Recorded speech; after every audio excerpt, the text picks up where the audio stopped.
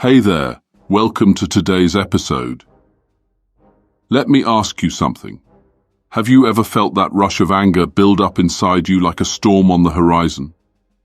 Maybe it was that moment you snapped at someone you love, and once the words were out, you realized they were things you could never take back. Or perhaps you felt your blood boil over something trivial, only to look back and wonder, why did I let that get to me? We've all been there, caught in the grip of anger, where it feels like there's no escaping it. But here's the thing. What if anger wasn't the enemy?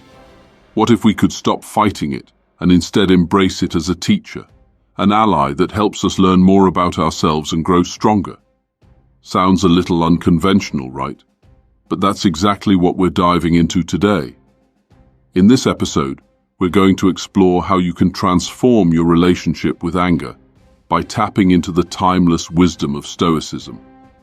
We'll learn how to use anger not as a force that destroys us, but as one that can propel us towards self-awareness and personal growth.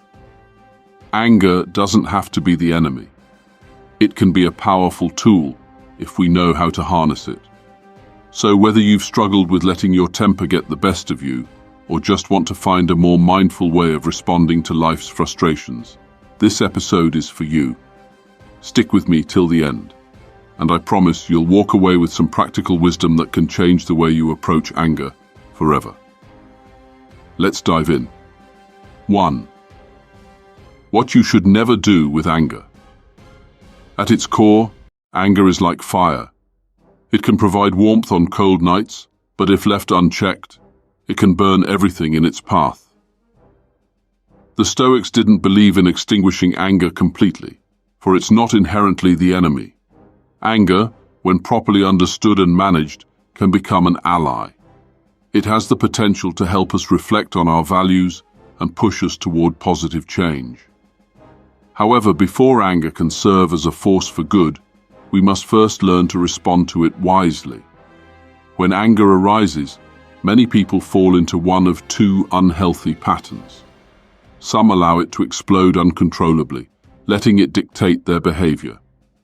In these moments, they might yell, blame others, or even harm themselves, physically or emotionally. Anger becomes like a reckless driver, taking them down a path that will only lead to regret. As Marcus Aurelius wisely observed, how much more grievous are the consequences of anger than the causes of it? The consequences of giving in to anger often far exceed the initial trigger, leaving behind a wake of destruction that could have been avoided with a calmer response. The Stoics remind us that we must never act impulsively when angry. Anger can cloud our judgment and lead us to make decisions we'll later regret. By understanding this, we gain the ability to pause and choose a more measured, rational response. To act without reflection, to lash out in the heat of the moment, is to give up control. And in doing so, we allow our emotions to enslave us rather than serve us. 2. Anger's true nature, what it can teach us. The Stoic philosopher Epictetus once said, "It's not what happens to you, but how you react to it that matters." Anger, at its root, is a reaction, a response to something we perceive as wrong or unjust. But if we look closely, we realize that it's not always the event itself that triggers anger, but our interpretation of it. In other words, we have more control over our anger than we often realize. This is where the Stoic practice of mindfulness comes in. Mindfulness isn't just about being aware of your emotions in the moment. It's about understanding the underlying beliefs and judgments that fuel them. When we feel anger rising, we should ask ourselves, why am I angry?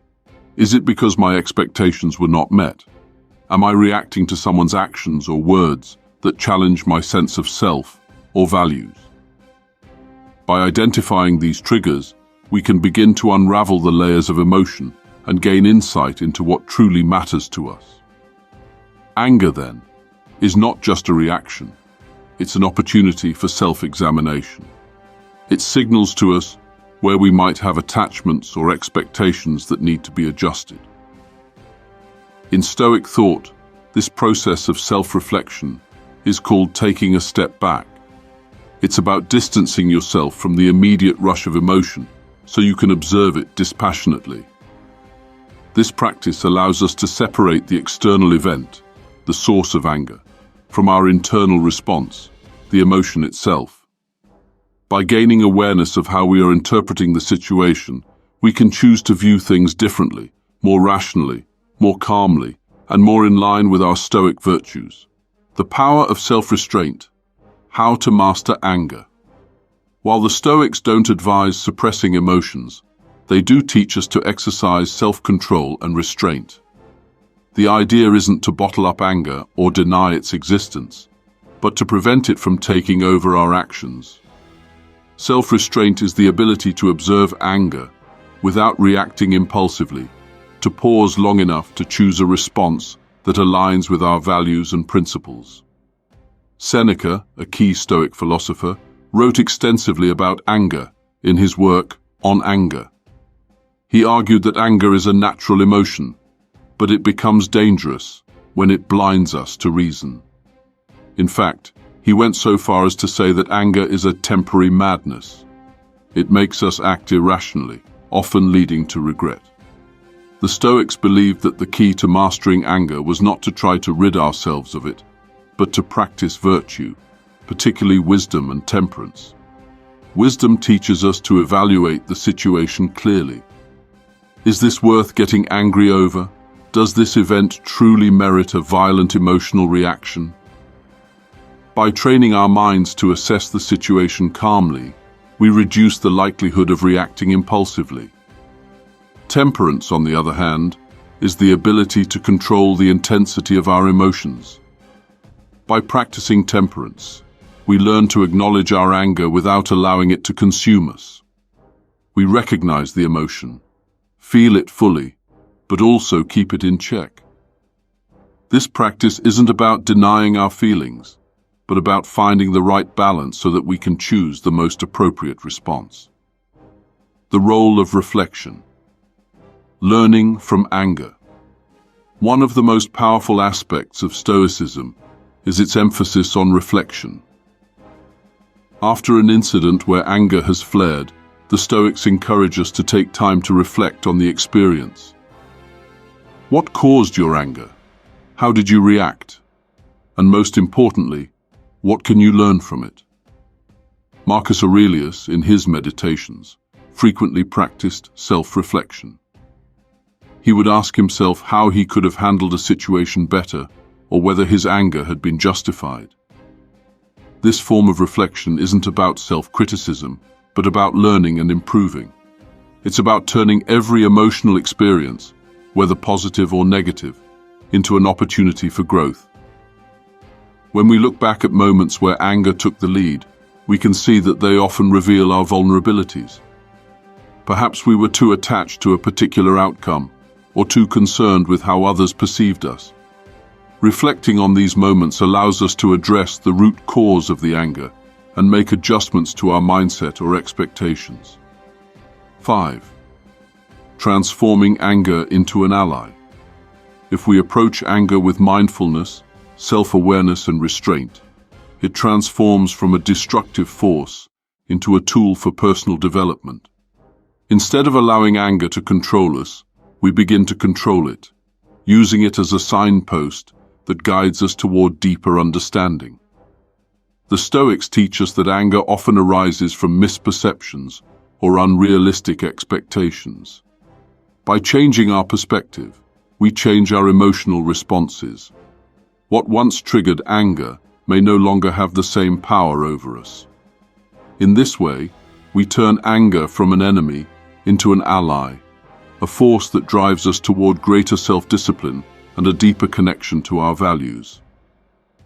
This isn't to say that we will never feel anger again, but rather that we will no longer be at the mercy of it.